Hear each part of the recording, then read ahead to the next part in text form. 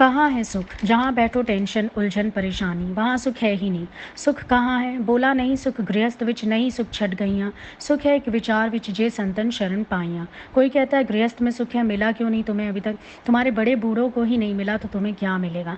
नहीं सुख गृहस्थ विच, नहीं सुख छट गईयाँ। भाई छोड़ के चले जाएँ? नहीं, छोड़ के चले जाने में भी सुख नहीं है। जंगल में कोई सुख थोड़ी पड़ा हुआ है। फिर सुख है एक विचार विच जे संतन शरण पाइयाँ। संतों के शरण में आके जब हमें विचार मिलते हैं, ज्ञान की समझ मिलती है, सुख वहाँ है। क्यों? क्योंकि संत बताते हैं सुख बाहर है ही नहीं, सुख भीतर है। बस गलतफहमी है तेरी कि सुख बाहर है।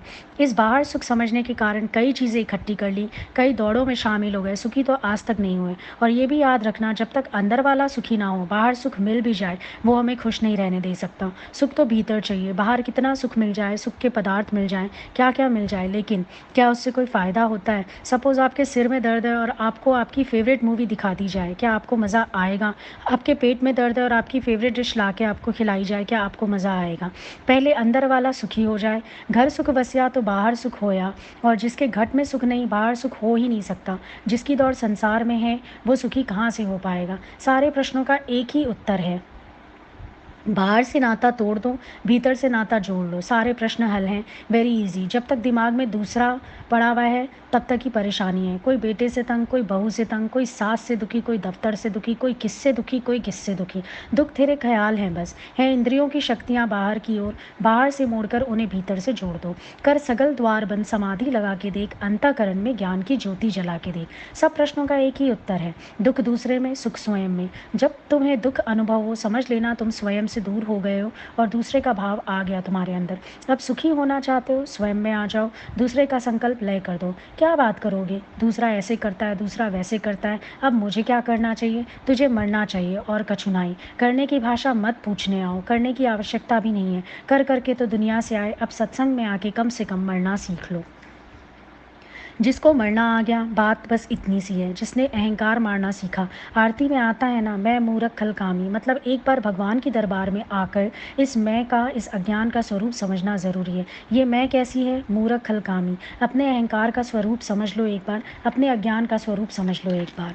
आरती में रोज़ गवाया गया, क्योंकि तुम कहते हो मैं सयाना, मैं समझदार। तुमने इस मैं को सयाना माना हुआ है और समझदार माना हुआ है और बोला है कि ये मैं कैसी है? ये मैं मूर्ख है, खलकामी है। एक बार ये स्वीकार कर लो, जिस दिन तुम्हें अपनी मैं को हराना आ गया, तुम जीतना शुरू कर दोगे।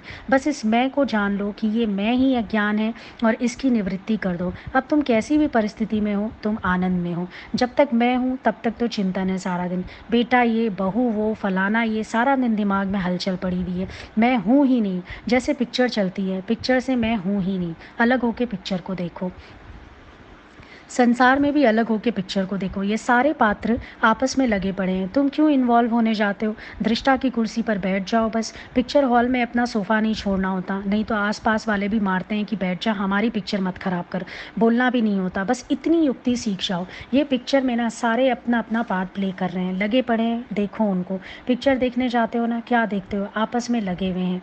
घर में भी एक सोफ़ा बना लो, बैठ जाओ चढ़कर, देखो सबकी पिक्चर चल रही है, हर कोई अपने अपने स्वभाव अनुरूप चल रहा है। बैठ जाओ दृष्टा की कुर्सी पर और देखो, देखो कैसे खेल चल रहा है। वाह वाह करो, ताली बजाओ। किसी को क्रोध का सीन मिला है, वो क्रोध कर रहा है, कितना अच्छा पाठ किया, कितना ज़बरदस्त क्रोध, वाह भाई वाह, बहुत अच्छा। किसी को पाठ मिला है कि वो अत्याचार सहता है, किसी को पाठ मिला है कि वो अत्याचार करता है। कोई पावर में है, कोई वीक है, सब अपना अपना पार्ट प्ले कर रहे हैं। जिस समय जैसा कोई पार्ट कर रहा है तुम एक्सेप्ट कर लो, इतना सा उत्तर है हर बात का। सत्संग में हर बात का उत्तर है। मिथ्या जगत की मिथ्या बातें मत करो, विचार मत करो। जगत मिथ्या तो उसके सुख भी मिथ्या, उसके दुख भी मिथ्या। फिर मिथ्या सुखों दुखों की बात करना मूर्खता है।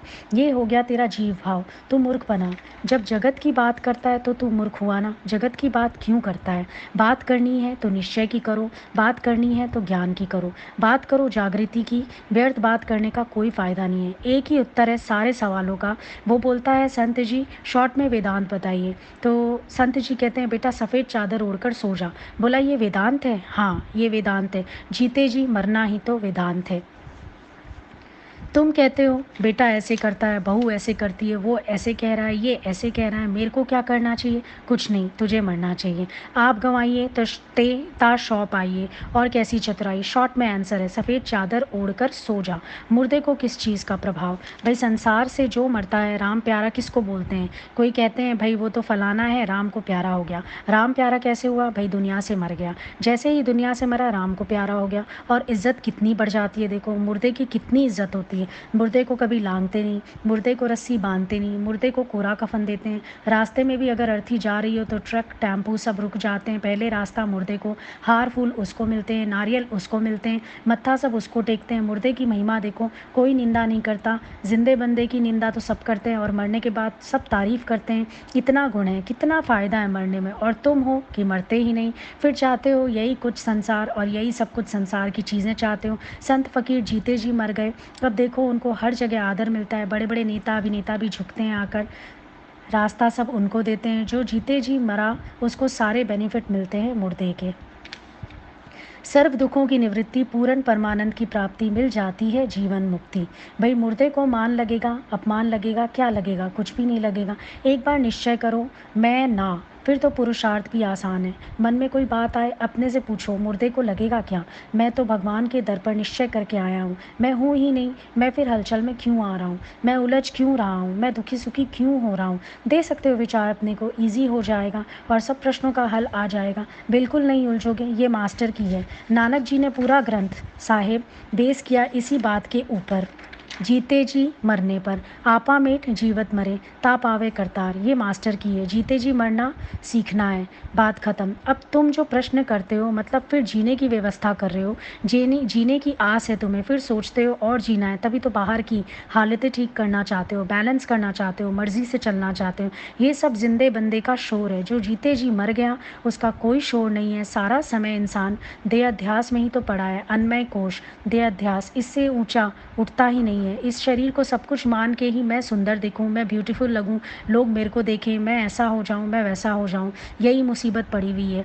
जो तू है उसको कोई ना देखे और जो तू नहीं है तो उसको प्रकट करने में लगा हुआ है। कैसी विडंबना है। अब तो अपने साखी स्वरूप को पहचान।